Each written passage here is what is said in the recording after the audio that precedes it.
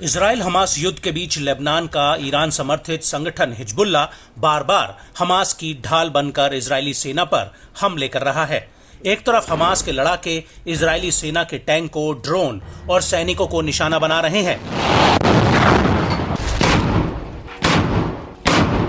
तो उधर दूसरी तरफ हिजबुल्लाह उत्तरी इजराइल में रह रहकर इजरायली सेना के ठिकानों और आर्मी कैंप्स पर मिसाइल अटैक कर रहा है।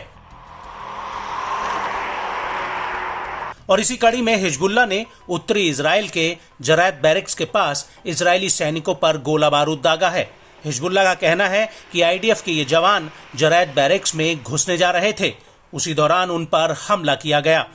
इसके अलावा हिजबुल्लाह ने रेमोत नफ्ताली सेटलमेंट में 2 इमारतों पर मिसाइल हमले किए हैं। हिजबुल्लाह ने ये हमले एंटी टैंक गाइडेड मिसाइल से किए हैं। हिजबुल्लाह का कहना है कि इन दोनों ही इमारतों में इजरायली सैनिकों ने पोजीशन ले रखी थी। हिजबुल्लाह के मुताबिक उसका हमला टारगेट पर एकदम सटीक हुआ है।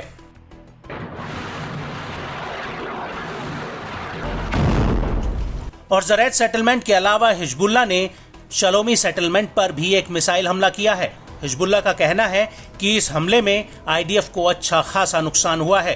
आपको बता दें कि शलोमी सेटलमेंट के बाद हिजबुल्लाह ने तातुआ सेटलमेंट पर भी कुछ मिसाइल और गोला बारूद दागे हैं।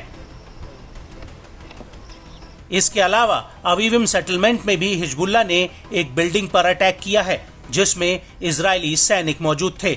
और अवीविम के साथ अल मलिकिया सेटलमेंट पर भी हिजबुल्लाह ने गोला बारूद बरसाया है।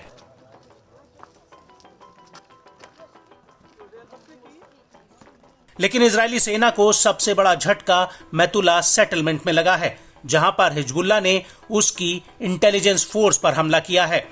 हिजबुल्लाह ने दावा किया कि इस हमले में आईडीएफ के कई सैनिक मारे गए हैं और कई घायल हुए हैं।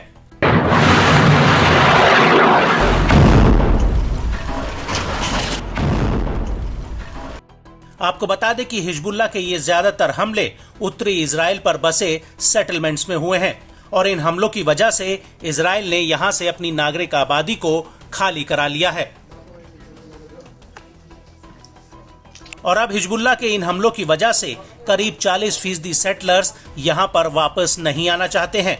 ये बयान किर्यत शमोना सेटलमेंट के मुखिया ने दिया है और इसका असर अब उत्तरी इजराइल में होने वाले तलहाए समारोह पर भी पड़ रहा है। ऐसा पहली बार हुआ है जब बीते 90 सालों में इस कार्यक्रम को रद्द किया जा रहा है।